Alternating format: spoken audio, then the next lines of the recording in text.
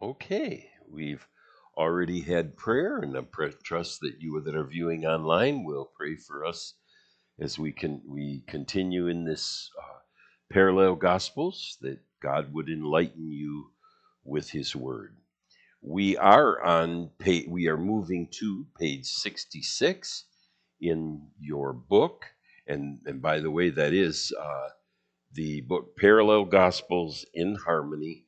It's in the public domain, and you can find that on parallelgospels.net. And it's all in the public domain, so we have permission to use it. So that's where we're going. This is what the page looks like. We've added the color once again for those of you that may be new. Matthew is in the light blue. Anything Mark has to say will be in the orange. Luke is the yellow, and then John over here is in the background green color. And we're going to start out in Luke, which is over on the right-hand side of your page here. But the reason we're doing that is you'll notice this one little phrase occurs before this phrase in Matthew. So we're going to start out with Luke, and then we'll move to Matthew and then back to Luke again. But you notice that once again for tonight's Bible study, Mark and John have nothing to say. It's Matthew and Luke. We're coming real close to the time when John's going to have a whole lot to say, and more than the other Gospels, so that'll be interesting. This is one of those out-of-place things. You notice the brackets here, and that means we put it here because we're not sure exactly when Jesus said it, the one Luke is quoting, but it fits here, so they just put it in here, but they wanted to let us know that we're not exactly sure the timing, so that's why they put it in the brackets. We're reading from Luke 13:23 and 24. And then after this, on the next slide, you'll notice we're going to drop back to the 6th chapter. And just in case I forget to tell you, please notice that, because this is out of place on purpose because we think it deals with the similar subject. One said to him, "Lord, are there few who are saved?" He said to them, "Strive to enter in by the narrow door, for many, I tell you, will seek to enter in and will not be able."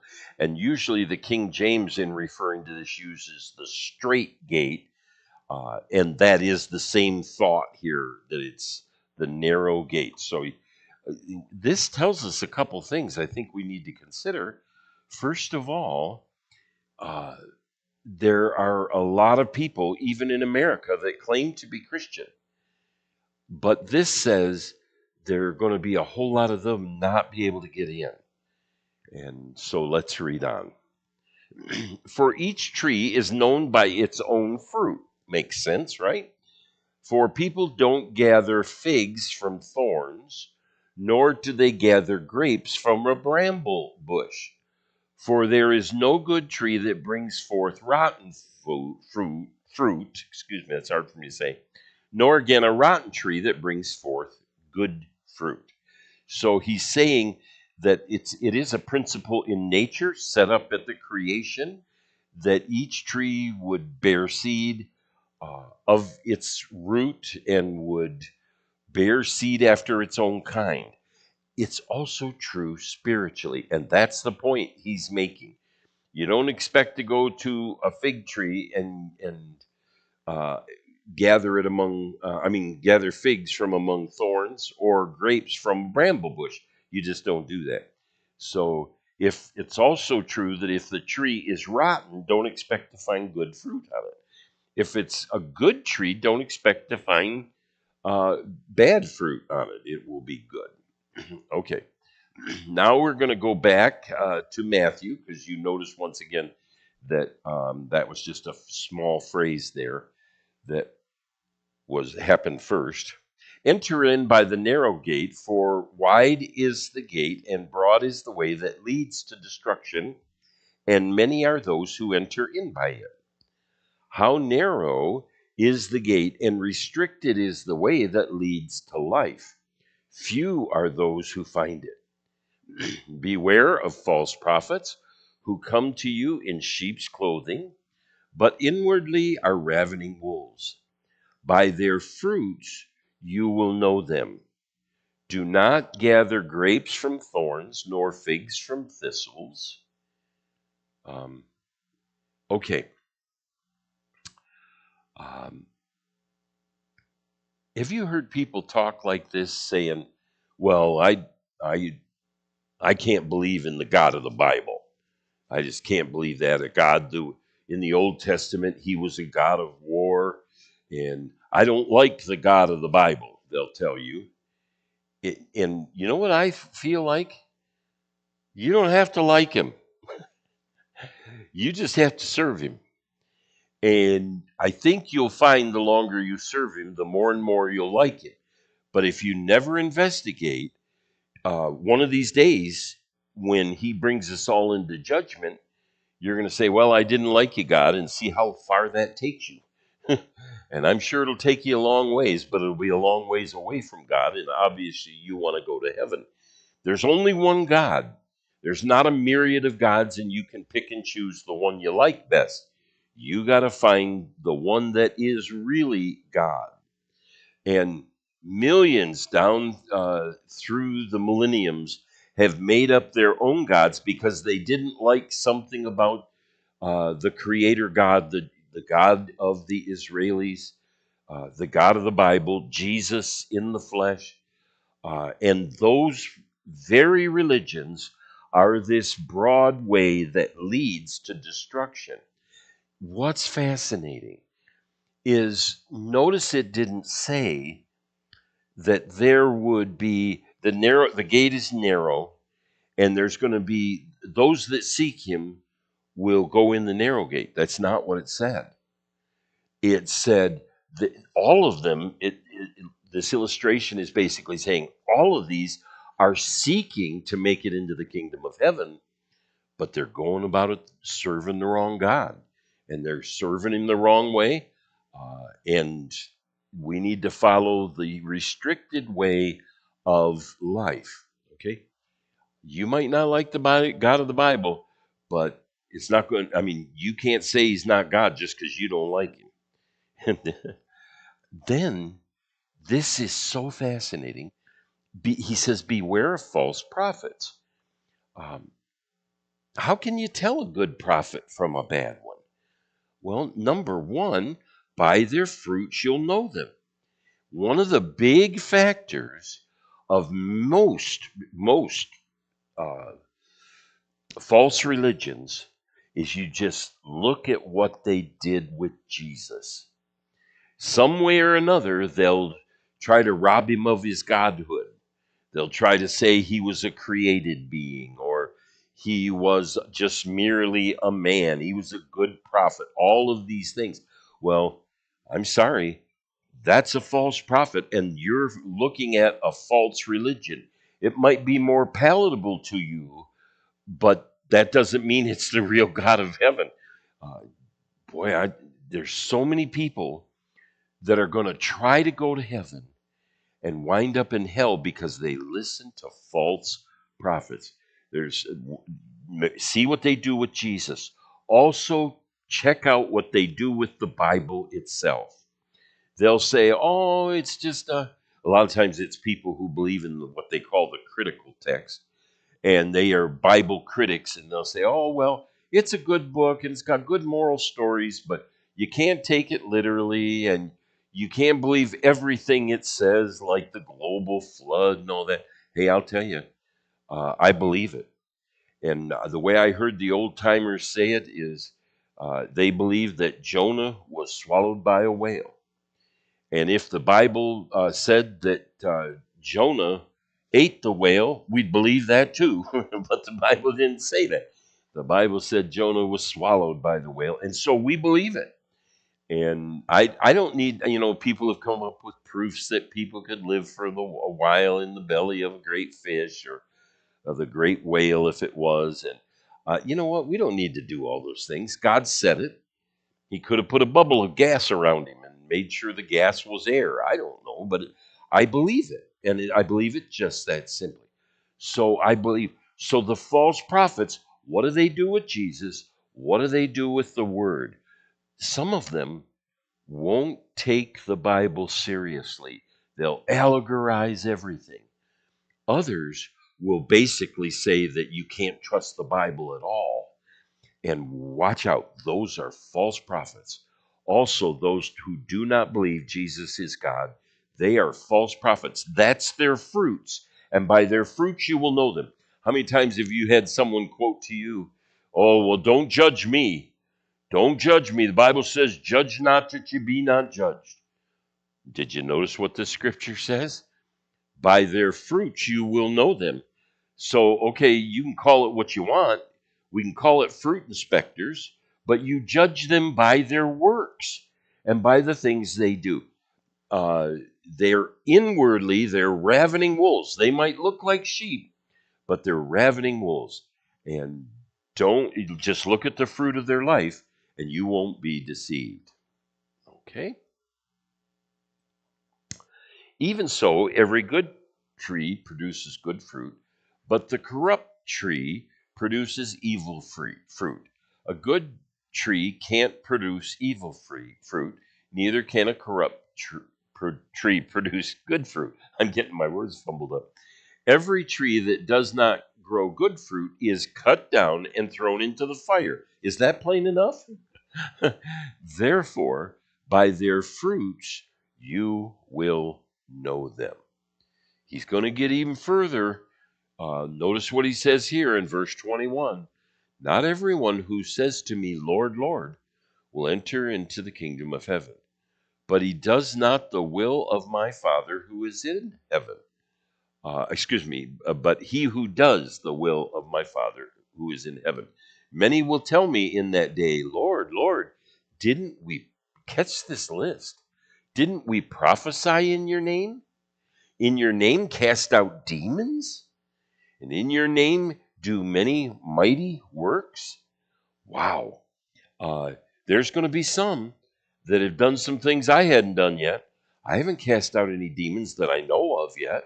I mean, I might have, but didn't know it. Uh, but I haven't done mighty miracles. I've seen some miracles, yeah, but none that I would say were mighty miracles that you have to stand up and take notice. Haven't had that happen. I've seen God heal people, and it wasn't some putty with said they had one leg longer than the other. No, I've seen people, God heal people with cancer. And so I've seen those things. But we got to look at their whole entire life. Because, see, the devil can fake miracles as well. And if you don't believe that, just go back and read the beginning of the book of Exodus when Moses showed up in the presence of Pharaoh. The first miracles that he performed by the power of God, they produced by the power of Satan. Now, God, the devil only has his limits. You remember, he made his rod into a snake. They did the same thing. They made rods into snakes, but then the Lord said, okay, the snake he created came over and ate up the other ones. And they turned the water into blood. And I believe they duplicated the frogs as well. But when they got to the lice, they couldn't duplicate that. And it appears they did not try after that. And they said, this is the finger of God. But make no mistake, I've never turned water into blood. I've never had a miracle of frogs.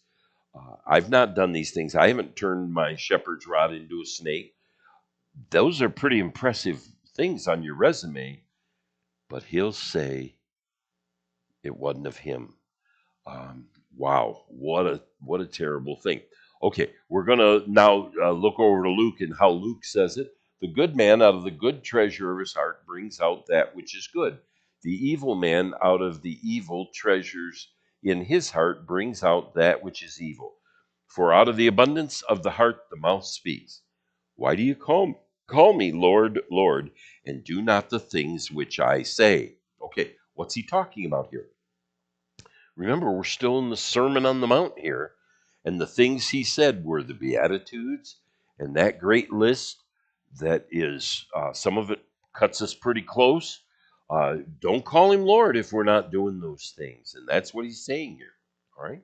So now we're going to move to page, uh, uh, and you're going to notice a little uh, back to Matthew there. But we're going on page 67 in the book. And let's go right to verse 23, lest we forget the thought. Then I will tell them, those ones who did the miracles, I never knew you. Depart from me, you who work iniquity. Everyone, therefore, who hears these words of mine and does them, I will liken him to a wise man who built his house on. By the way, I want to read both of these passages and then we'll talk about it with the time that's left. And does them, I will liken him to a wise man who built his house on a rock. The rain came down, the floods came, the winds blew and beat on that house, and it didn't fall, for it was founded on the rock. Everyone who hears these words of mine and doesn't do them will be like a foolish man who built his house on the sand. I just want to point out to this, who heard his words? The whole group. But they're not all wise, some are fools. Okay.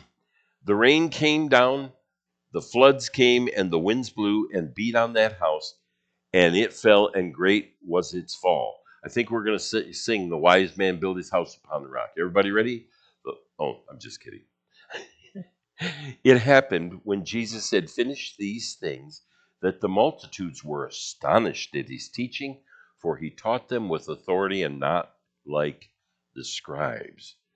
And when he came into Capernaum, a centurion came to him, asking him and saying, Lord, my servant lies in the house paralyzed, grievously tormented. And we probably won't deal with that today, but I wanted to read it because that was in the reading. We're going to just deal with the wise man and finish up with that. He will say, I tell you, I don't know where you come from. This, of course, is back in Luke. Depart from me, all you workers of iniquity. And you can see why they pulled that out of the 13th chapter. Remember again that your Hebrews were not near as concerned with chronological order as we were. They are many times, if they're proving a point, they will even deal with things with very little regard to chronology. And that's quite common among the Hebrew people. And so it is here. And this is dealt with in the 13th chapter. It may have been another time that he shared this again, or it may be this event just shared out of order. So now here, as I promised, we're going back to 6 again, verse 47. Everyone who comes to me and hears my word and does them, I will show him who he is like. He is like a man building a house. Notice the difference here. Who dug and went deep and laid a foundation on the rock. When a flood arose and the stream broke against that house and could not shake it, because it was founded on the rock. But he who hears the word, see, he who hears and doesn't do is like a man who built a house on the earth without a foundation, against which the streams broke, and immediately it fell, and the ruin of that house was great. After he had finished speaking in the hearing of the people, he entered into Capernaum. And so I want us to talk about that.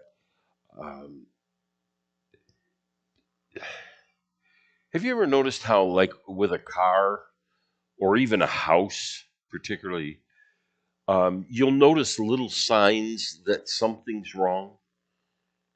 My wife's brakes were bad last week, and they were growling every time she hit the brake. And so I took it in, and not only did it have to have the brakes redone, but because we'd let it growl a while, we had to redo one of the rotors. But it just sounded like just a little howling in the back seat is all but it was. But it was symptom of a greater problem. I had a friend named Frank. Well, he's still alive, but I moved. But he had my friend Frank had a very beautiful, well-kept home, and his wife was kind of a clean Nick. Well, he was too. They didn't have any children. It was easy for them, and they kept their house just spotless. His tractors, they teased him that you could eat a full-course meal off the manifold of his tractor because dust was afraid to land on it. Well, they were very big on taking care of stuff well.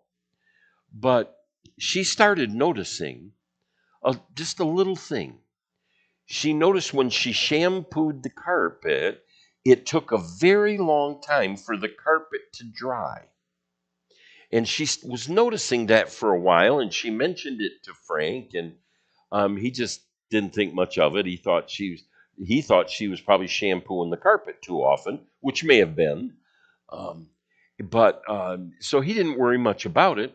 And then they started noticing that the doors in the house weren't closing right. The doors would come right to, but you couldn't get them to close. And they mentioned that to a builder friend of ours. And the friend said, "Oh, I better go look at that right away." And what had happened was there was water had got down in the crawl space, and it literally had rotted the timbers underneath that house from that foundation. And so now, even though it had a good foundation underneath it, these timbers had rotted, and the house was settling big time and was headed for ruin. And so they had to go through and they had to solve the water problem. And then they had to go through and jack up the house and replace all those beams. But the symptoms were so little. The doors wouldn't close and the carpet wouldn't dry. But it was signs of a greater problem. This is a picture of the Leaning Tower of Pisa. Pisa. I had pizza today. And but look at that beautiful that structure is. Beautiful structure. And it stayed up for hundreds of years. But immediately when they started to build it, it began to list shortly thereafter. And what happened was this: it was in a marshy location, and they didn't dig down far enough into the foundation. And they've actually since now, in fact, watched a special on this.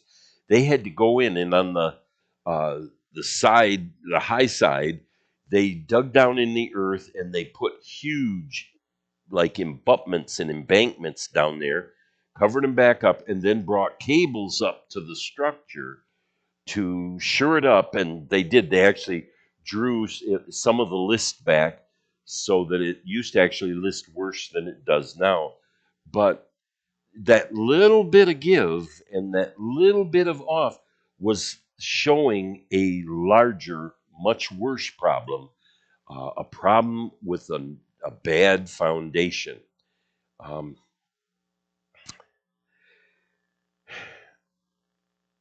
there is a Bible, and Jesus is God in the flesh, God incarnate, who died for our sins. He is the rock on which we build.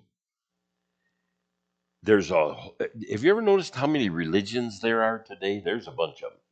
And so there's going to be somebody you're going to hear them say, "Oh, they're all going to go to the same place." Well, that's not what we just read. It said they're headed for destruction. There might be a lot of other religions, but they're going down the broad gate. They've got one thing in common, and that is that they're all going to perish because they built on the wrong foundation. They built on sinking sand. And I just brought this out because I wanted to talk about this. I kind of like this little. See, here's the house on the rock. Here's the one on the sand. And here's the little tiny stream. No big deal until the hurricaneator came. And when the hurricaneator came and the winds beat on that house and the floods came, and one of them survived and one of them didn't. And we can all guess which one that was. I've even labeled them in case you weren't sure.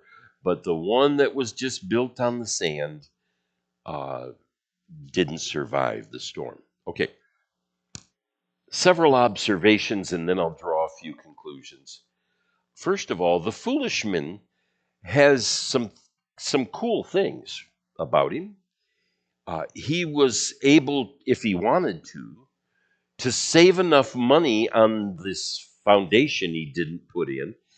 He may have, in here it shows him looking pretty much the same, but he might have had a much bigger home.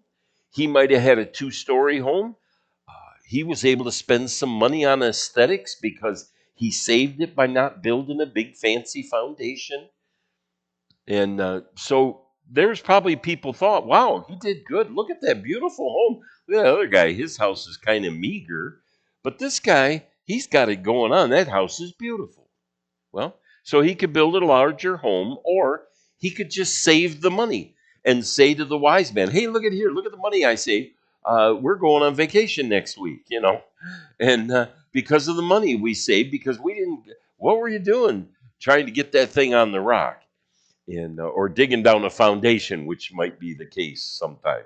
But here's something else. The builder on sand, he built this type of structure he wanted to build.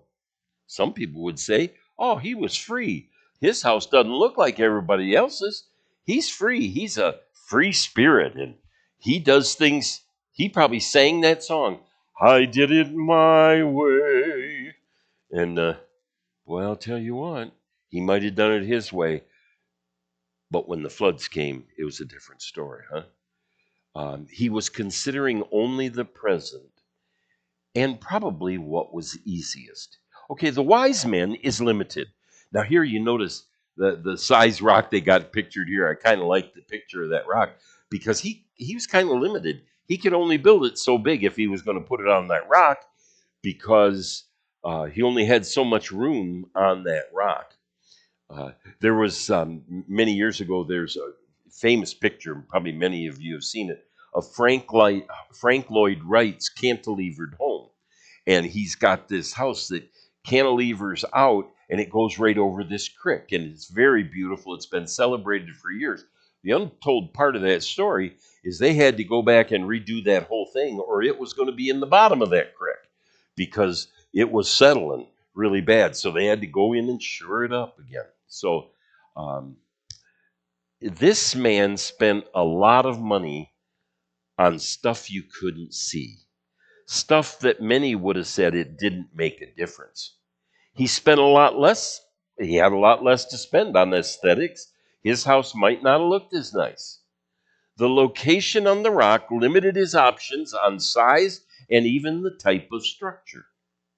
The wise man was thinking of the future, wanting his structure. I think part of what he was thinking was he wanted his structure to keep his family safe.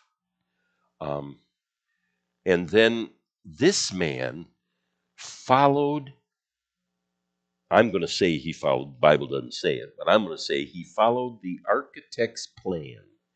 And I've got the architect's plan with a capital letter on the A, because the architect of us, he followed his plan, and he was founded on the rock. So here's some conclusions. Catch this. This says both sets, foolish and the wise, all heard the word. So they were all responsible. They knew what they should have done. They heard the word. The wise did what he said. The foolish didn't. He still heard the word, but he didn't do it. Okay. Okay. There also, this gives you the idea. There's some Christian preachers out here that I wish people wouldn't listen to, because I think it gets them in trouble later on. Let me describe to you what they preach.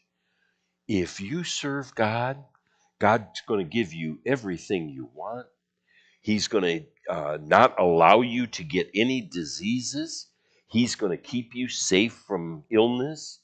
And he's going to make you prosperous financially.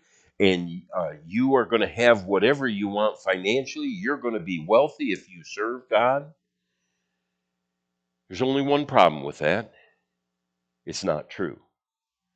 How can we look the Apostle Paul in the face when we get on the other side, saying we believed those things when he was stoned and left for dead, shipwrecked a couple times. He was imprisoned, and he finally, according to tradition, was even beheaded by that wicked man Nero. How can we look him in the face and say, "Oh man, were you wealthy?" He suffered for Jesus, even by his own admission. I say, be careful there. Does God do miracles? Of course he does. Does God heal folk? Yes, he does. But he doesn't always. I always pray according to your will be done. Okay, another thing that I want you to catch here, it's not subtle. It's in this passage. The storms came to everyone, the wise and the unwise. So being a servant of Jesus didn't keep them from the storm. The same storm descended on them. Okay? Jesus is our architect. I often wonder why he didn't give me just a little more gray matter up there, or a little better looks, or a little less down here in my middle, though I can't blame God for that. That's my responsibility. But he's the architect, and he knows what he wanted me to do. Now, I'm responsible for the belly, but he made me the size I am. I wanted to be over 6 foot, and my family even thought I would be, but I wasn't. It wasn't in God's plan for me. Uh, he's the architect. He didn't give me that mammoth brain that made everybody ooh and ah when they did my analysis of my uh, not 401k. What is it they analyze when IQ? Yeah. If you went to my 401k, you wouldn't find me very wise either, would you? So, but he knows what's best in our life for us because he designed us. And I would suggest lovingly design us. Now, when I was selling cars, they made me aware of something I didn't know before. Did you know that all modern cars have purposeful flaws in them? They purposely make some of the motor mounts weak. On your front wheel drives, they make the front motor mounts weak on purpose. And they make part of the hood weak on purpose. And what it does is it's to protect the cabin.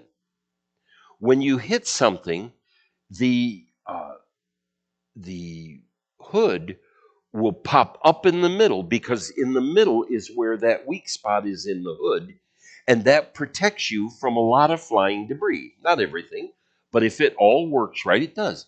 The weak motor mounts in the front cause that engine to plop out on the ground, which once again helps protect us from anything we're running into. So it's done on purpose.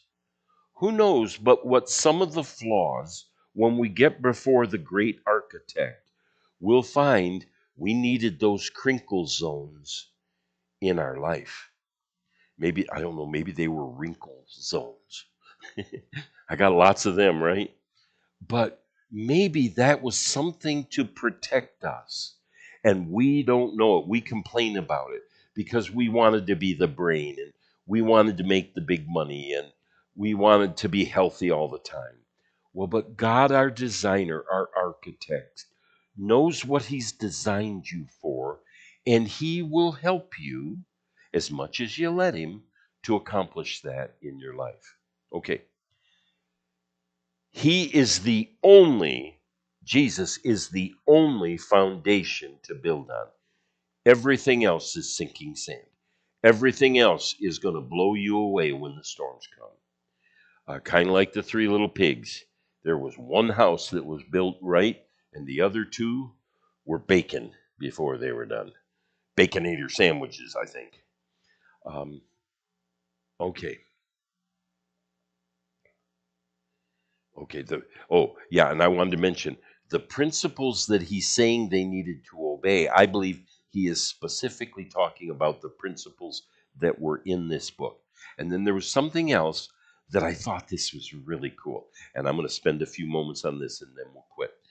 But Luke adds the part that he dug down and laid the foundation. Now, what I got pictured here doesn't do that. We'll look at a picture like that in a moment. But this one, I really like this picture.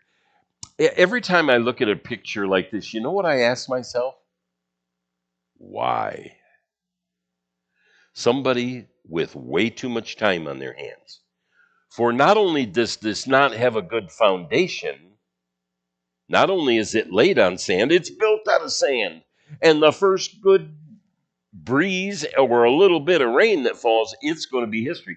That guy spent a lot of hours on something that's may not have even lasted the week. I mean, you can see he must have been talented, but his talent was misplaced, right? Why did he do it? Some even spend, catch this, a lot of effort on knowing what God's word says and no time doing it.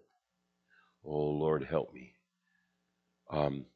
These guys had the same goals, the guy in the sand and the guy on the rock, to have a place to live, to raise their family, but one wound up in disaster. And then this one says one dug deep and laid the foundation on the rock. When's the worst time to repair a foundation? In the storm, right? There's a lot of us, we don't pray when things are going good. In fact, I wonder how many trials God sent me because he wanted me to pray and he knew a surefire way to get me to pray, and that was let me go through a storm. But that's actually the worst time. The best time to prepare for a storm is before it gets there. This beautiful skyscraper, right? But what people don't see what's underneath here. A very essential part of this, or you'll end up like the Tower of Pizza. But here, what they've done is they're on soft soil too, just like the Tower of Pizza was. There was bay mud there in this graphic they're showing us. So they ran pilings down, made them out of concrete and stuff, and put them all the way down to the bedrock. And I think that's the lesson for us here. God wants us to dig deep, to make sure our foundation isn't sinking sand, mud, clay, but it's on the rock. And Jesus even identified himself. I was the rock that followed the children of Israel in the wilderness. He's the rock. He's the only one we can build our foundation on. But, okay, here's another conclusion, and then I'm done. But one last conclusion I want to draw is that I think this brings a level of confidence to the Christian who has laid their foundation on Jesus and his word. When the storms come, he's promised to help us. And we can take confidence that the storm isn't going to blow us away, but it's going to make us better. And so let's make sure our foundation's on the rock. And once it's on the rock, then we can worry about the superstructure and all that. Even if it's going to be pretty humble, it's okay because we're founded on the rock. And I just thought this would be a good place to end it for tonight. Lord willing, we'll pick up the narrative. We'll pick up the things that transpire at Capernaum.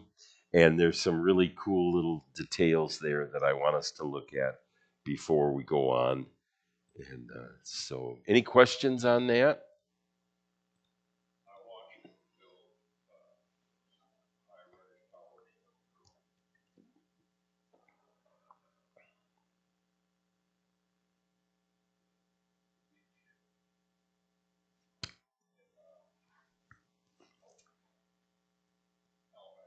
Uh huh.